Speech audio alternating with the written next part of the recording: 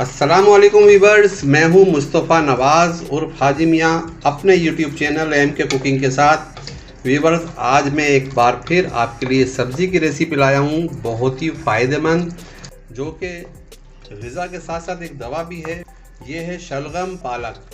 असल जो इसका नाम है वो है शलगम, जिसे लोग शलजम कहते हैं। शलगम पालक बना रहा हूँ, बहुत ही मज़ेदार, जायकेदार। आप मेरे इस तरीके को फॉलो करते हुए बनाएंगे तो लाजमी आपके बच्चे बहुत शौक़ से खाएंगे। अगर आप नए हैं तो मेरा चैनल सब्सक्राइब कर लीजिए। चलिए देखते हैं हमें शलगम पालक बनाने के लिए किन किन अज्जा की ज़रूरत है और ये कैसे तैयार किया जाता है। सबसे पहले हम शामिल करेंगे सरसों का ऑयल, मस्टर्ड ऑयल। तकरीबन मैंने 4 टेबल स्पून ये लिया है और इसको मैं जलने तक पकाऊंगा ताकि इसमें से धुआं उठे। तो उसके बाद फिर मैं दूसरा स्टेप करता हूँ। सरसों के तेल को इस तरह जलाना बहुत ज़रूरी होता है पकाने के लिए। अगर आप इकट्ठा तेल गरम करके रख लें तो ज़्यादा अच्छा है। सबसे पहले मैं शामिल कर रहा हूँ इसमें 1 टीस्पून ज़ीरा, और चूल्हा मैंने बंद कर दिया है। और इसके साथ साथ मैं डालूंगा इसमें अदरक लहसुन का पेस्ट और इसका ढक्कना लगा दूंगा ताकि इसकी छींटें आप पे ना आए। अब इसमें शामिल करूंगा मैं एक प्याज बारीक काट के, जैसे हम लोग ऑमलेट के लिए प्याज काटते हैं उस तरह मैंने प्याज काटी है।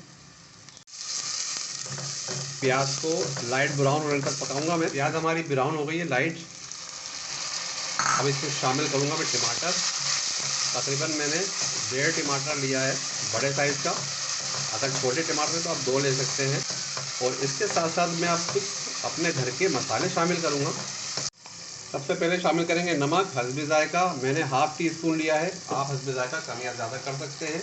नमक और चिली फ्लेक्स डालने के बाद मैं शामिल कर रहा हूँ उसमें ½ टीस्पून हल्दी पाउडर और ½ टीस्पून से कम पीसी हुई लाल मिर्च। थोड़ा मसाले के साथ भूनेंगे इसे।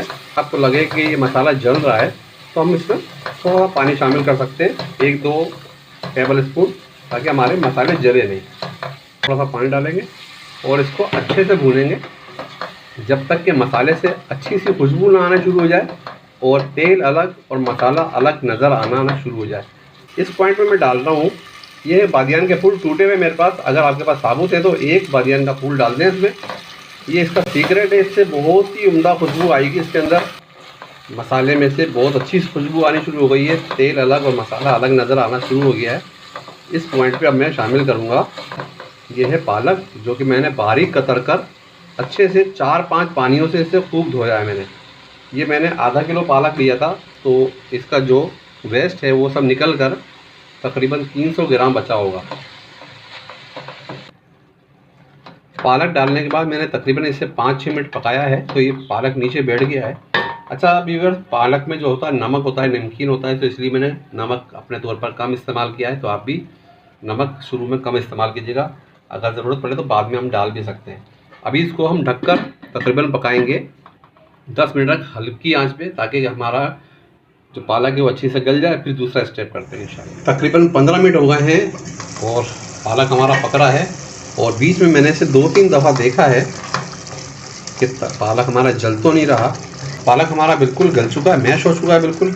अब हम इस पॉइंट पे डाल रहे हैं इसके अंदर शलजम। असल में इसको कहते हैं शलगम, शीन लाम गैन मीम, और इसको लोग शलजम मशहूर हो गया। तो ये असल लफ्ज़ है इसका शलगम।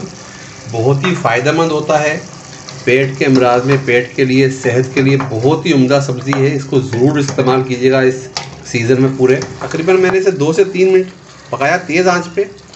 और अब मैं इसको ढकना लगाकर और हल्की आंच पे तकरीबन 10 मिनट के लिए रख रहा हूँ। 5 से 8 मिनट हो गए हैं और हम देखते हैं अब कि हमारा शलगम गला या नहीं। चेक करता हूँ पहले मैं इसे। थोड़ी सी कसर बाकी है इसमें, इसको मैं दोबारा थोड़ा सा छींटा दूंगा पानी का। मकसद 1-2 टेबल स्पून पानी डालकर इसे मैं तकरीबन 5 से 6 मिनट दोबारा पकाऊंगा। 2 से 4 टेबल स्पून मैंने पानी डाला है। मुझे हल्का सा लग रहा था कि पानी खुश्क हो गया है, ताकि हमारी हंडियाँ लगे नहीं। तो इसमें थोड़ा सा पानी डाल के अब इसको मैं हल्की आंच पर तकरीबन 7 से 8 मिनट के लिए रख रहा हूँ। अब मिलते हैं आपसे 7 से 8 मिनट बाद। तकरीबन 5 मिनट हो गए और अब हम चेक करेंगे कि शलगम हमारा गला या नहीं। जी बिल्कुल गल गया है। अब इस पॉइंट पर हम डालते हैं ये 1 हरी मिर्च ली है मैंने और इसको बारीक कतर लिया मैंने, ये इसमें डालूंगा। हरी मिर्च को हमेशा इसी पॉइंट पे डालना है जब खाना मुकम्मल हो जाए तकरीबन 3 से 4 मिनट पहले थोड़ा सा हरा धनिया डाला है और अब इसको मिक्स करके 2 मिनट के लिए सिर्फ मैं दोबारा रख रहा हूँ, फिर इसको करते हैं डिश आउट। 2 से 4 मिनट हो गए मुकम्मल और अब हम करते हैं डिश आउट।